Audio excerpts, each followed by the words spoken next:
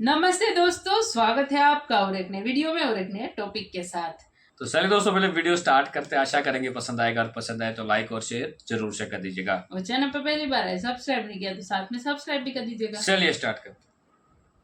हमारे जो दहशत करते हैं वो जो छोटा सा बच्चा होता है उसकी तरबियत ऐसे करते हैं कि आप बंदे मारोगे तो आपको जन्नत मिलेगी। ब्रह्मोस यूनिट से जासूसी के आरोप में एक शख्स को गिरफ्तार किया गया है। यह गिरफ्तारी यूपी की एटीएस टीम ने की है। आरोपी पाकिस्तान का आईएसआई हैंडलर खुद का नाम सोनल गर्ग तरीके बताती और वो आईबीएम चंडीगढ़ में काम करती ऐसे बोल के हनी ट्रैप करने की कोशिश की और हनी ट्रैप में प्रवीण मिश्रा ट्रैप हुए। एजुकेशन चाहिए, उसका फायदा ये मिला है कि जनाब स्कूल में लड़कियों के स्कूलों को टारगेट करना शुरू कर दिया। ये है पाकिस्तान के अंदर रहने वाले दहशतगर्द ग्रुपों, जहादियों का माइंडसेट। इंडिया ने अपने रिसेंटली एक मिसाइल बनाया कि जिसका नाम है ब्रह्मो मिसाइल। अच्छा। और वो मिसाइल बनाया तो दुनिया में एक तहलका मच गया कि हर कोई कंट्री चाहता कि वो मिसाइल हमारे पास भी आए। अच्छा। सबसे पहले उन्होंने एक्सपोर्ट किया मलेशिया को। मिश्रा को एंटेज करके प्रवीण मिश्रा यहाँ तक गया तो उसकी शादी कर सकते हैं ऐसे पूछा भी है। तो प्रवीण मिश्रा को एंटेज करके प्रवीण मिश्रा से Indian defence establishment related information लेने की कोशिश की। India accidentally fired a missile into Pakistan, and that's not great. 2 दिन ही हुए हैं कि इमरजेंसी तो नाफज हो गई, लेकिन तालिबान ने, दहशतगर्द ग्रुपों ने नॉर्थ वजीरिस्तान के अंदर लड़कियों के स्कूलों को तबाह करना शुरू कर दिया। कोई भी मौका मिले ना वो पाकिस्तान को नहीं बीच में से हटाने देते। वो कहते हैं अगर हमारे घर में कोई सिलेंडर भी फटा तो वो किसी पाकिस्तानी नहीं फाड़ा है। वो तो हम भी कहते हैं ना, हर चीज में पाकिस्तानी इंडियन को इन्वॉल्व करते हैं। हमारे पॉलिटिकल मामले में एक व्यक्ति की गिरफ्तारी भी हुई है, जिसे हिरासत में लेकर पाकिस्तान से जुड़ी बाकी की जानकारी हासिल की जा रही है। इस बार आईएसआई की नजर भारत के सबसे उन्नत मिसाइल सिस्टम ब्रह्मोस पर थी। अफगानिस्तान की तरफ से इंडिया को कोई दहशतगर्द यहाँ पे घुस जाता है तो हम अफगानिस्तान को बुरा कहते हैं। अफगानिस्तान जो हमारा बहुत अच्छा दोस्त है, हमसाया मुल्क है, वो अच्छा ऐसा काम नहीं कर सकता। तो इंडिया के ये जहादी हैं, जिन जहादियों को हमने तैयार किया माजी में, अब हम उनसे लड़ तो रहे हैं, लेकिन लड़ बड़ा मुश्किल रहे हैं।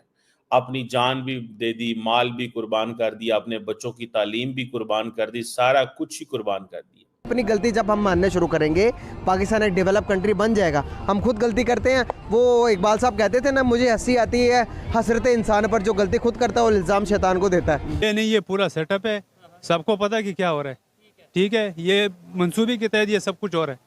ये हमारे इंटरनल में अंदर से लोग हैं जो ऐसा कर रहे हैं, या बाहर से? ये अंदर से, बाहर से कोई नहीं है। मलेशिया के बाद अभी दूसरी और कंट्री से जो कि वेटिंग लिस्ट पे लगी हुई हैं, इंडिया उनको भी एक्सपोर्ट करने जा रहा है। क्या समझते हैं आप कि हमें क्या कुछ सीखना चाहिए जो कि हमारे रिसेंटली पॉलिटिकल सिचुएशन चल रही है?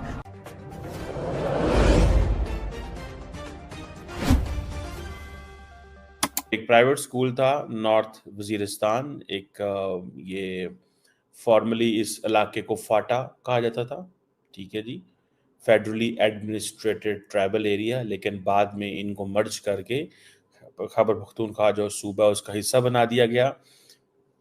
अब की पोजीशन ये है कि क्योंकि हुकूमत कह रही है कि 100% एजुकेशन चाहिए, यूनिवर्सल एजुकेशन चाहिए, उसका फायदा ये मिला है कि जनाब स्कूल में लड़कियों के स्कूलों को टारगेट करना शुरू कर दिया।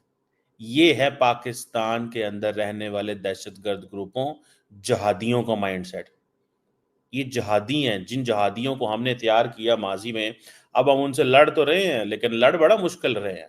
अपनी जान भी दे दी, माल भी कुर्बान कर दिया, अपने बच्चों की तालीम भी कुर्बान कर दी, सारा कुछ ही कुर्बान कर दिया। और ये मुसलसल स्कूलों पे हमले कर रहे हैं। आज के नहीं, पुरानी बात है। ये तो अभी हुआ ये है, अभी हुकूमत ने, अगर आपको याद हो 2 दिन पहले हमने बात की थी कि more than 26 million children are out of school, जो कि 2 करोड़ 60 लाख के करीब बच्चे बनते हैं जो रजिस्टर्ड है, जिनका पता है। जो नहीं है, जो डाटा ही हमारे पास नहीं है, उसकी तो अलग बात है। दूसरा, आज इस पर भी बात करनी है कि ये आज़ाद कश्मीर के अंदर जो प्रोटेस्ट हो रहे हैं, क्यों हुकूमत उनको प्रोटेस्ट नहीं करने दे रही? क्यों समझ लिया हुकूमत के इनके साथ जो है वो डंडे के साथ सलूक करेंगे तो ये ठीक रहेंगे? एनी हो, आप देखें कि ये जो क्वेश्चन है कि एक तरफ हुकूमत ने ये फैसला किया कि जो बच्चे स्कूल जाने वाले हैं उनको स्कूल क्यों नहीं भेजा जा रहा। ठीक है जी, क्यों हम उन बच्चों को स्कूल नहीं भेज पा रहे, क्या वजह क्या है? एक वजह तो ये भी है, थोड़ा ऊपर भी है तो वो डिफीट हमें अंदरूनी तौर पर नहीं ना है। अगर पैसे की वैल्यू की बात करें तो हमारा जो उनका 1 रुपया हमारे 2.5 रुपये बनते हैं, बहुत ज़्यादा डिफरेंस है। एजुकेशन सिस्टम में आपको क्या लगता है कि पाकिस्तान आगे या इंडिया आगे है? एजुकेशन सिस्टम में यार उनकी जो है जो आबादी है वो बहुत ज़्यादा है, उसका मैं इतना आइडिया नहीं लगा सकता क्योंकि मैं इतना कोई मुझे नॉलेज। लिटरेसी रेट की अगर हम बात करें तो पाकिस्तान की लिटरेसी रेट तकरीबन 78% जा रही है। अगर हम लिटरेसी की बात करें इंडिया की तो इंडिया की 87% जा रही है। बहुत ज़्यादा डिफरेंस आ रहा है कि नहीं आ रहा? कोई बात नहीं, इंशाल्लाह वो भी क्लियर कर लेंगे हम। वो अगर वो इस चीज़ पे फोकस कर रहे हैं तो हम भी फोकस, दरअसल हमारी हम जो लोग हैं ना, हम खुद बहुत बड़े तजिया निगार हैं, हम अपने एम पे फोकस नहीं कर रहे। एग्जैक्टली, मैं यही बात करवाना चाह रहा हूँ कि हम कहते हैं कि भाई मैं चौधरी हूँ तो बाकी सारे जीरो हैं। जहाँ भी देख लेना, कोई पार्किंग वाला भी होगा ना, वो भी बैठ के यही बात कर रहा होगा कि तुम मुल्क कैसे जा रहा है, मुल्क यार भाई तुम अपना काम करो। ठीक है, जो काम जो कर रहे हैं उनको करने दो, आप लोग फोकस अपना ठीक रखो। आप लोग नीचे से ठीक होगे तो ऊपर ऊपर, जैसे हमने बचपन में पढ़ा ना, जैसी इमाम वैसा हुक्मरान। हम जैसे हैं वैसे ही हमें हुक्मरान, हम अच्छे हो जाएंगे इंशाल्लाह, हमारे हुक्मरान भी अच्छे हो जाएंगे।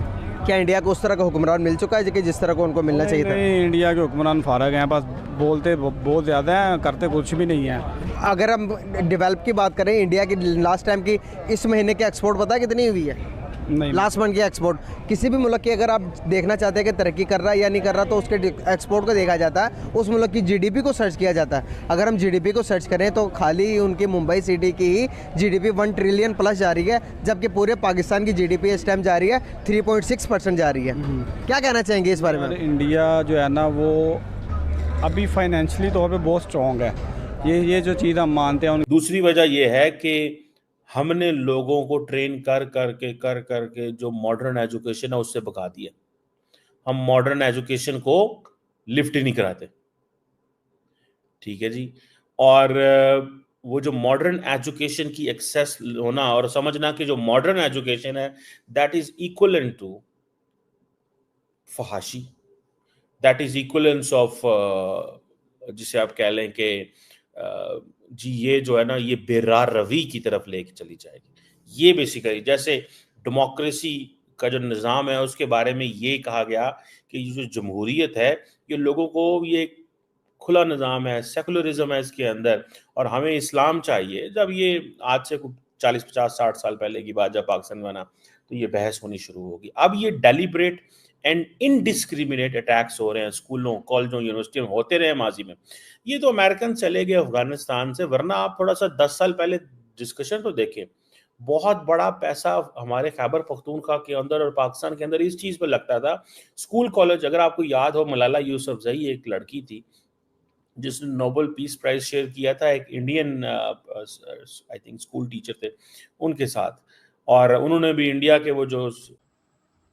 थैंक यू दोस्तों वीडियो को यहाँ तक देखने के लिए। बाकी दोस्तों वीडियो आपको कैसे लगी है कमेंट में लिखकर जरूर बता दीजिए। फिलहाल आपसे विदाई ले रहे, मिलेंगे और अपने वीडियो में आपके साथ। टिल देन, जय हिंद, जय भारत।